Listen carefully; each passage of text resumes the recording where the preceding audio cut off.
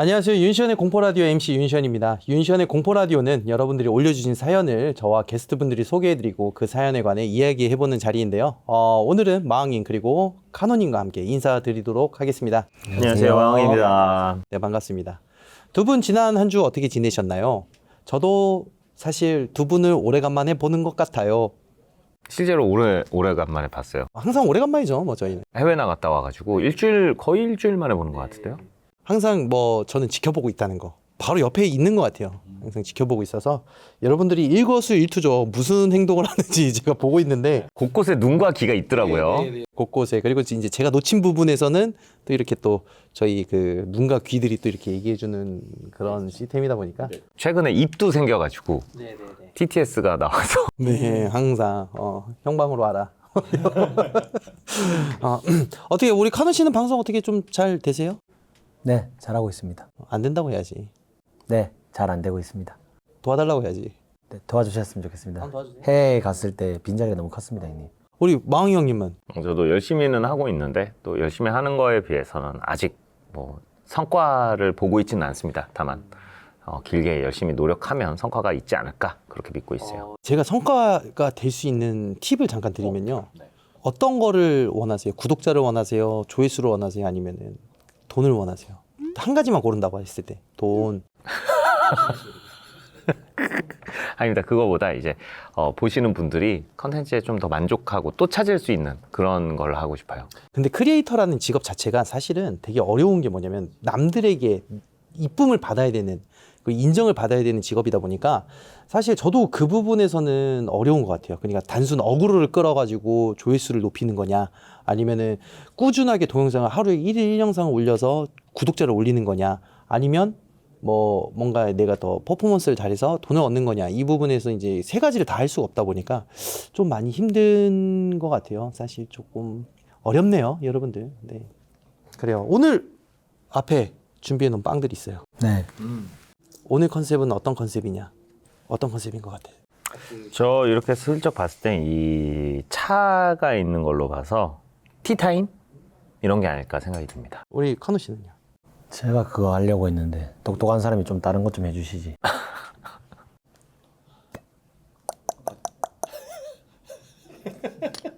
제가 볼 때는 빵들이 있는 거 보니까 접견실의 컨셉이 아닐까. 아, 접견실 혹은 응접실 이런. 카노님은요? 그냥 이제 먹으라고 준 거 아니에요? 아, 먹으라고 준 거다. 그리고 저는 이 생각했어요, 형님. 제가 거의 한 달 만에 지금 여기 앉았는데 포 몰랐네. 좀 발전했구나. 내가 있을 때는 이런 거 빵 쪼가리 하나 없었는데 이제서야 발전을 하는구나 해서 먹으려고 했는데 제지하더라고요. 서품이라고. 저희가 조금씩은 발전하고 있어요. 진짜 조금. 자, 그러면 오늘 또 어떤 무섭고 미스테리한 사연을 들을 수 있는지 기대해 보면서 공포라디오 시작해 보도록 하겠습니다. 자, 그러면 오늘 첫 번째 사연은 오늘 출연하신 카노 씨가 먼저 뽑았으면 좋겠는데, 우리 항상 그 야바위꾼 있죠? 자, 여기 있습니다. 야바위 부탁드리겠습니다. 전 이미 정했습니다, 형님. 아무리 썼거든.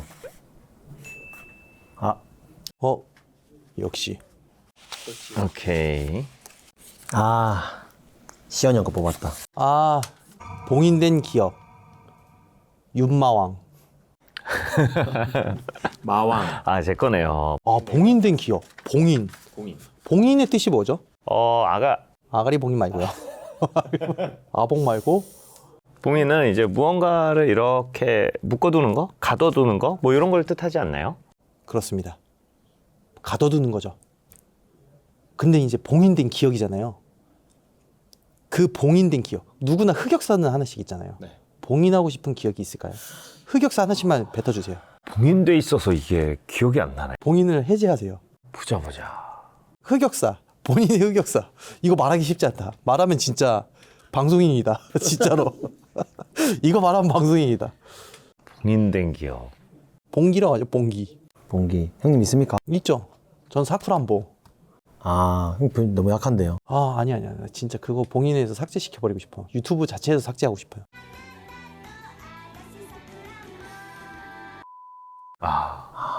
형님은 봉인된 기억이 있을까요? 되게 어렸을 때 버스를 돈 안 내고 탄 적이 있어요. 초등학교 저학년 때. 경찰서에 전화해야겠다.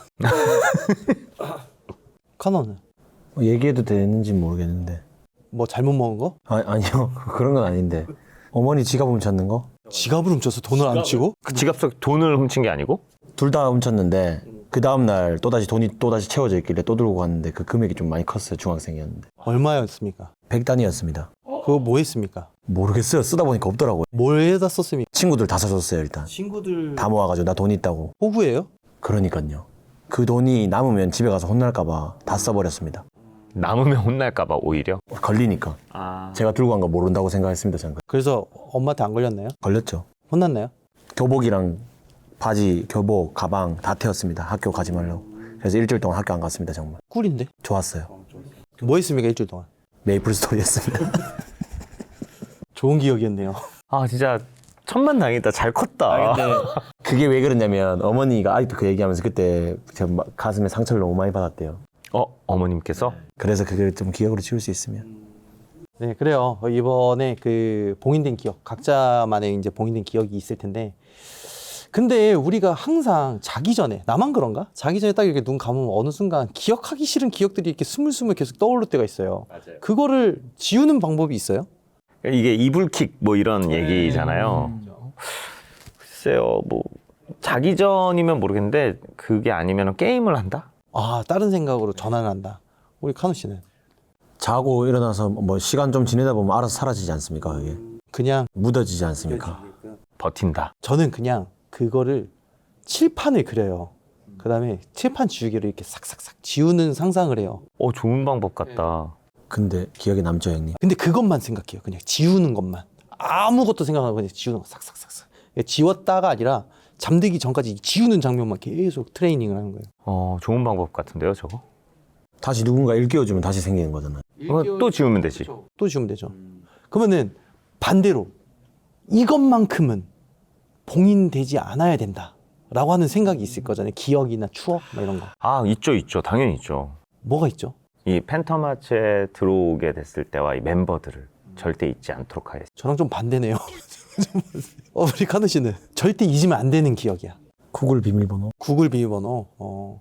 저도 있어요. 저도 절대 이것만큼 잊지 말자라고 하는 게 나를 도와준 사람들. 절대 잊지 말자. 나한테 소중한 사람들 절대 잊지 말자. 저 포함되어 있습니까? 소중한 사람들. 소중한 사람에는 소중이라고 이렇게 이름을 짓는 부분이 있어요, 제가.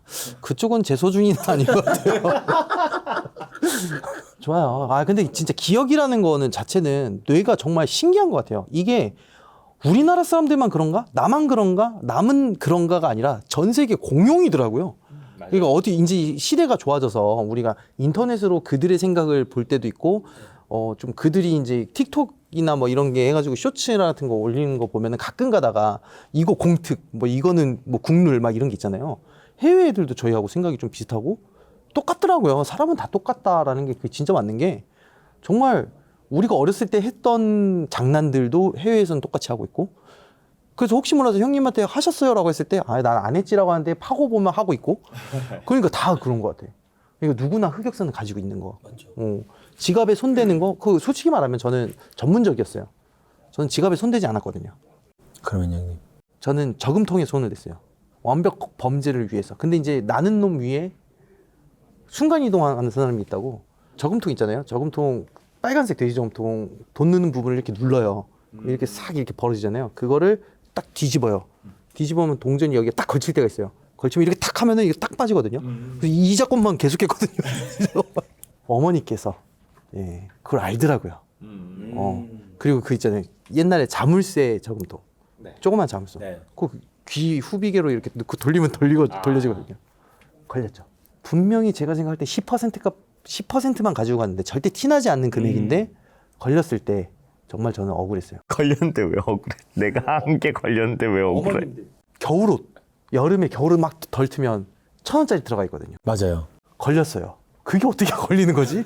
본인도 까먹었던 건데 어떻게 걸린 걸까요? 미끼 아닐까요? 미끼? 테스트. 그리고 성경책에 10,000원을 넣어놓으면 5,000원으로 거슬러 줬거든요. 걸렸어요. 왜 걸린 거죠? 그거 거슬러 놔서 걸린 거 아닌가요? 헌금용이었었나? 헌금 10,000원보다 더 많이 하지 않습니까, 보통? 아무튼 뭐 좀 억울한 부분이 없지 않아 있는데 저는 제가 뭔가를 행했다고 생각하지 않아요. 함정에 걸렸다라고 생각합니다. 저의 그 초등학교는 함정투성이었어요. 그렇네요. 전형적인 이제 범죄자 논리로 무장돼 있네. 조심하세요. 아무튼 우리 마왕 형님의 봉인된 기억에 대한 이야기를 한번 들어보도록 하겠습니다.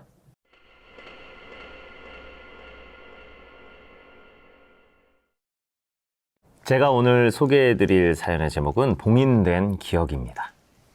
거실에서 드러누워 TV를 보고 있던 어느 날 아버지가 웬 커다란 짐가방을 들고 들어오시더니 곧 어머니가 할아버지를 모시고 들어오셨어요.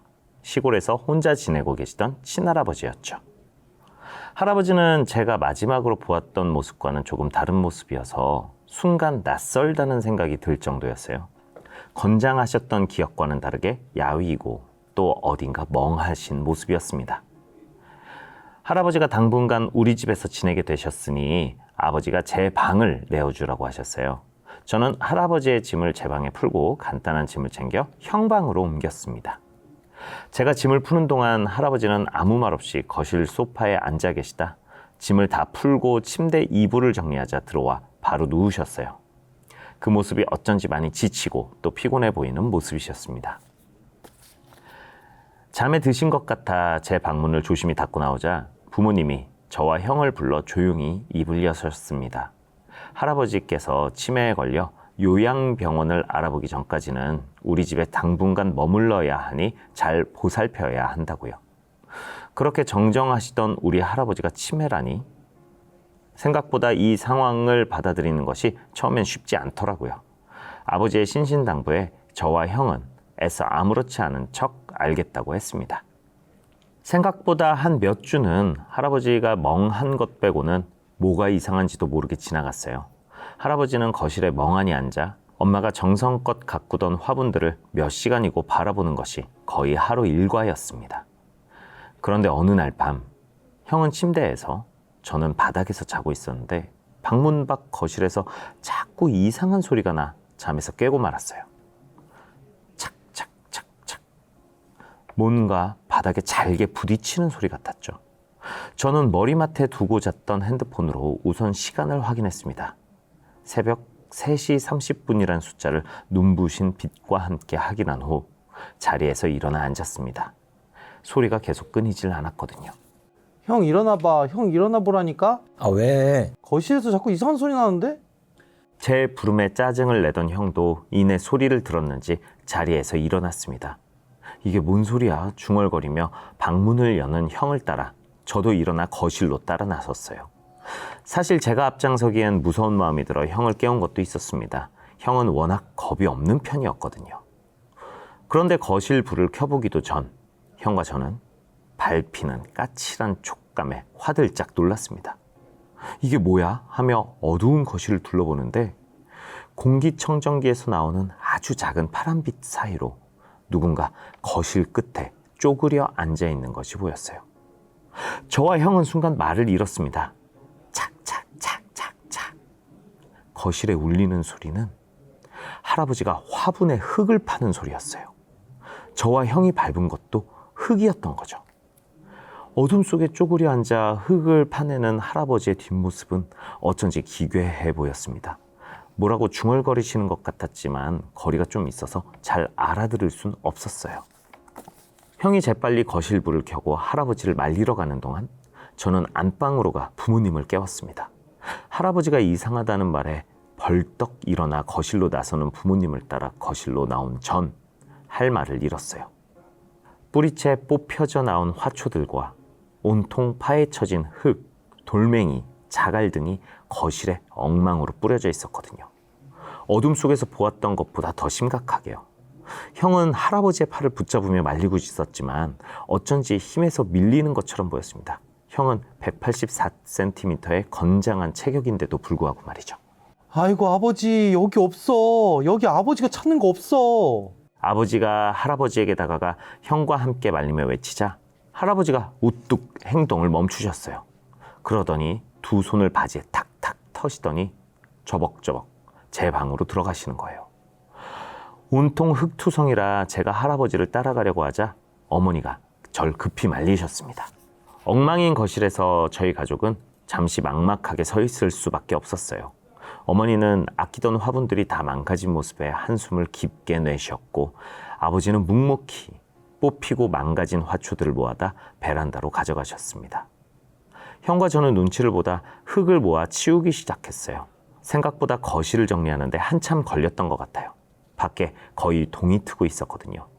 그 사이 할아버지는 잠이 드셨는지 아버지가 살짝 문을 열었다 확인하시고 닫으셨습니다. 산에서도 저러고 다니셔서 동네 뒤집어 놓으시더니 대체 이게 무슨 일이야 정말? 어머니의 한탄에도 아버지는 묵묵히 걸레질을 할 뿐이셨어요. 형과 저는 눈치를 보다 방으로 들어왔습니다. 안방에서 부모님이 뭐라 길게 대화하시는 것 같았지만 저는 너무 피곤해서 이불을 머리 끝까지 덮어쓰고 잠에 들었어요. 그런데 이와 같은 일이 며칠 텀을 두고 계속 벌어지자 결국 어머니는 거실과 베란다에 있던 화분을 모조리 치우셨습니다. 그렇게 온통 녹색이던 저희 집 거실이 갑자기 휑하니 넓어졌어요. 이제는 더 이상 할아버지가 흙을 파는 일은 없겠지 안심하고 잠들었던 새벽, 저는 발로 제 엉덩이를 툭툭 치는 형 때문에 잠에서 깼습니다. 할아버지가 저희 집으로 오신 후 제대로 된 잠을 잔 적이 없어 너무 피곤하고 슬슬 짜증이 났어요. 아, 왜? 하고 신경질을 팍 내며 자리에서 일어나자 보이는 건 형이 아닌 할아버지였습니다. 할아버지 왜요? 뭐 필요하세요? 우두커니 서서 정자세로 저를 내려다보는 할아버지의 모습이 어찌나 무섭던지 저도 모르게 뒤로 슬쩍 물러서며 할아버지를 올려다보았어요. 그런데 가만히 보니 할아버지의 모습이 어쩐지 이상했습니다. 옷이 잠옷이 아닌 외출복으로 다 갖춰진 상태였어요. 일어나 가자. 네? 어딜요?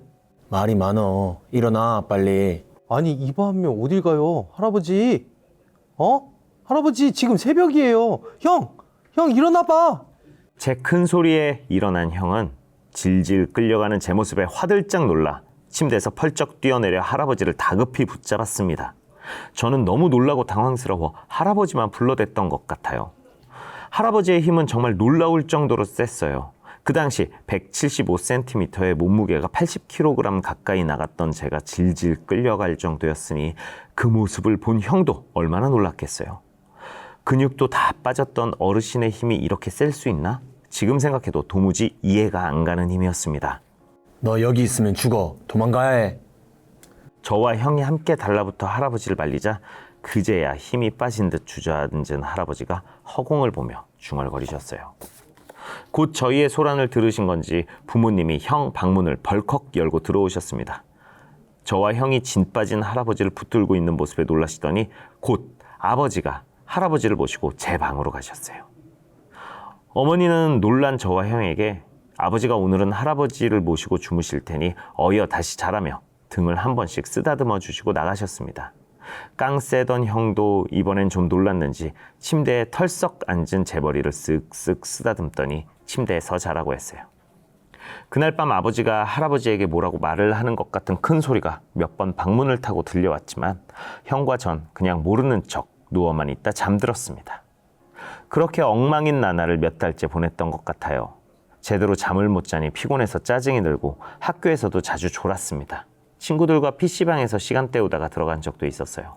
하지만 아버지가 일 나가고 형과 제가 학교에 가 있는 동안 혼자 고생하고 있을 어머니를 생각하면 자주는 그러지 못했고 어쩌다 한 번이었어요.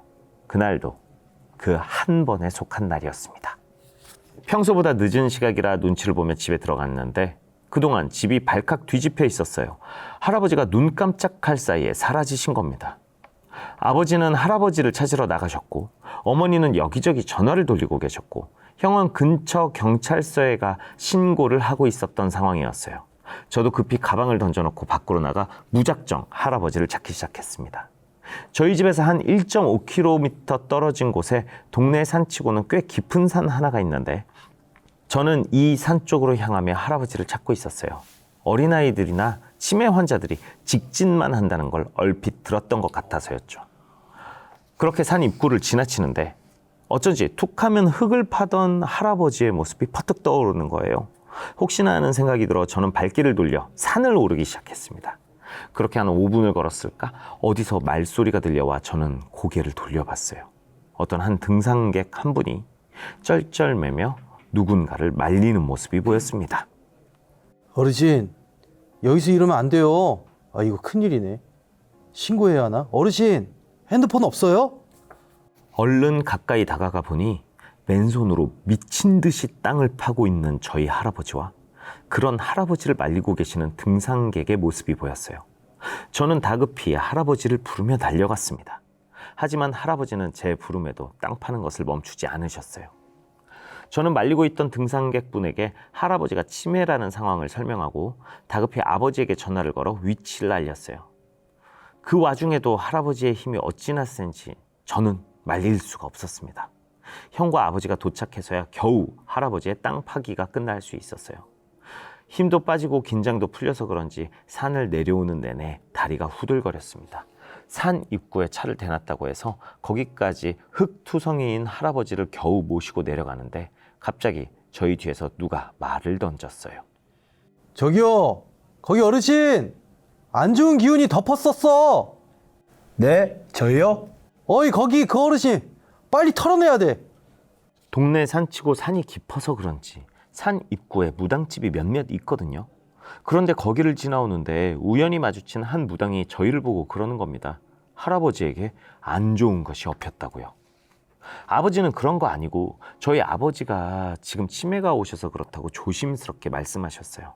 그러자 그 무당이 장담코 절대 아니라며 조금만 더 고민하다가 속는 셈 치고 아버지 모시고 와 하고는 빌라 안으로 쏙 들어가셨습니다. 아버지는 참 별사람 다 있다며 할아버지를 모시고 집으로 향했어요. 그런데 이 이야기를 들은 어머니께서 한참 고민하시더니 그냥 정말 속는 셈 치고 한번 가보자는 거예요.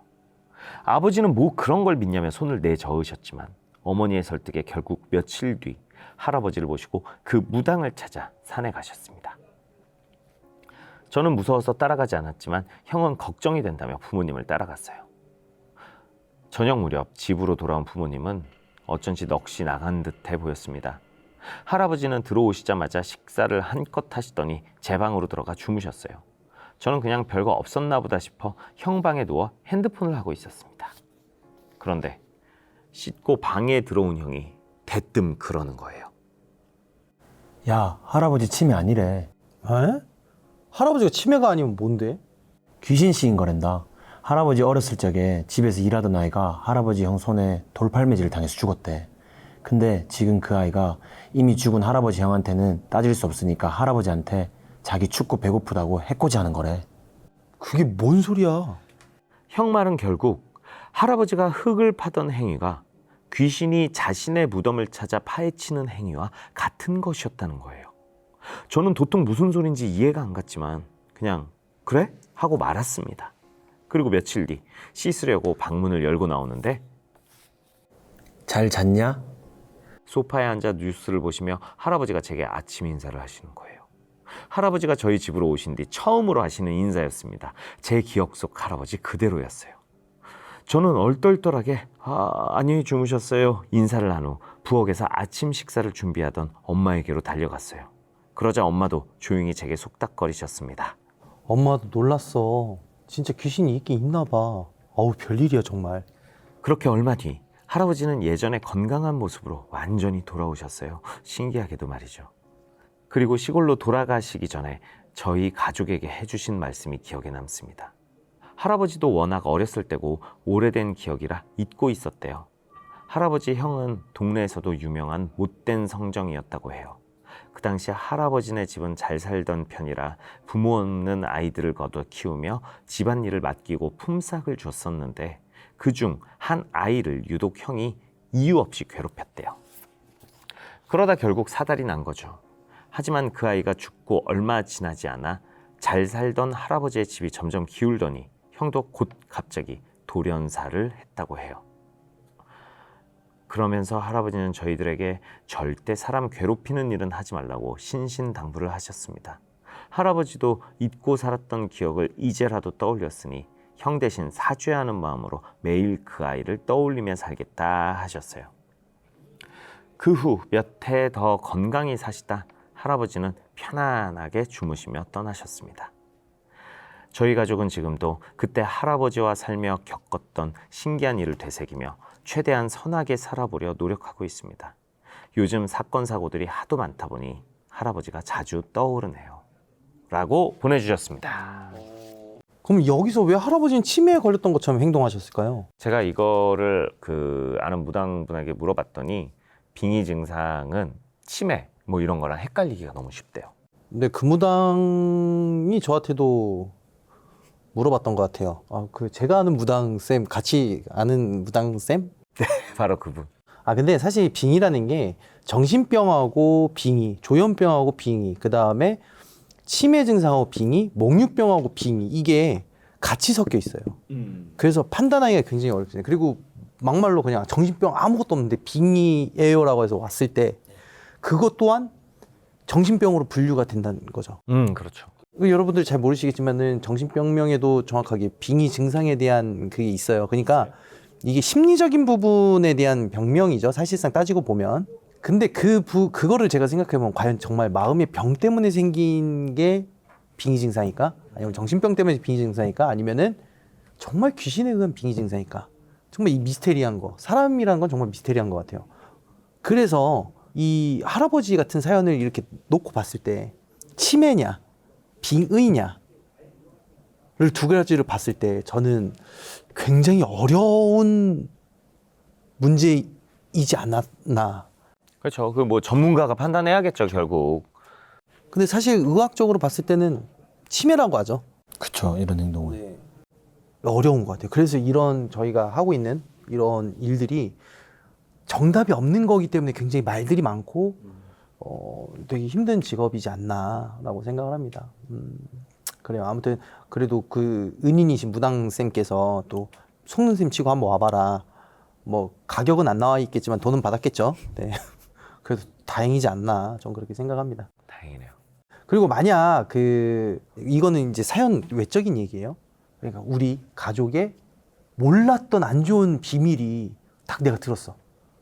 기분이 어떠실 것 같아요? 뭐 악행이라던가 방금 지금 사연에서 할아버지의 형처럼 저는 뭐 그거는 그거대로 평가해야 되고 가족으로서의 관계는 그거대로 생각해야 되고 좀 분리해서 생각할 것 같아요. 한우 씨는? 저는 지금 어쨌든 잘 지내고 있었을 때 그런 안 좋은 얘기를 듣게 되면 모른 척 할 것 같아요. 그냥 지금 있는데 괜히 불화를 만들어서 좀 안 좋게 바뀌는 것보다는. 저는 들어봤는데 별 그 감흥은 없더라고요. 이제 얘기하기 좀 힘든 이제 리스크가 좀 있는 그런 부분인데 의미 없어요. 그냥 막상 딱 들었을 때 그렇구나. 그렇구나. 음, 우리 가족이 되게 힘들게 살았구나. 뭐 이 정도. 그럴 것 같아요. 예를 들면은 그러니까 한국에서는 그런 일이 있을 수 있잖아. 친일파였다. 라던가 뭐. 그럼 진짜 힘들 것 같아. 좀 그럴 것 같아요. 좀 힘들고. 뭐 아버지는 아니지만 뭐 할아버지나 뭐 할아버지 뭐 아버지 뭐 이런 때에서 친일파였다. 그럼 만약에 사실 할아버지는 국가 비밀 요원이었어. 잠깐만 버튼 딱 눌렀는데 갑자기 자기장이 삥 한 바퀴 돌더니 막 총기 막 나오고. 멋있어. 되게 뿌듯할 것 같아. 너무 멋있는데요? 그건 되게 뿌듯할 것 같아. 거기까지만 가면은 멋있고 뿌듯하다고 생각할 수 있지만 그게 만약에 이제 난파 공작원이야. 간첩. 그러면 갑자기 또 뭔가 달라졌네. 지금 표정을 보니까 갑자기 달라졌는데. 그래도 질문은 많이 할 것 같아요, 할아버지니까. 할아버지 진짜 진짜 안 하고. 반대로 돌아서라 회유할 것 같아. 회유한다. 종갓마 새끼 너부터 따야겠다. 막 이러면은 이제 뭐 반전이긴 한데. 그런 건 정말 내 이제까지의 삶이 다 무너질 것 같아. 간첩의 후손이었다니 뭐부터 해야 되지? 그때부터 이제는 좀 뭔가 내 목적을 바꾸면서 할아버지 편을 들어야 되는 건지 아니면 빠르게 112로 해가지고 할아버지를 신고해야 되는. 네. 간첩 신고는 113입니다. 113인가요? 간첩 번호는 113. 그러면은 무당을 만난 후에 할아버지가 원래대로 돌아오셨는데 이 부분에 대해서 무당이 한 것일까? 혹은 약 먹고 호전된 것이었을까? 부분에서 추측을 해본다면?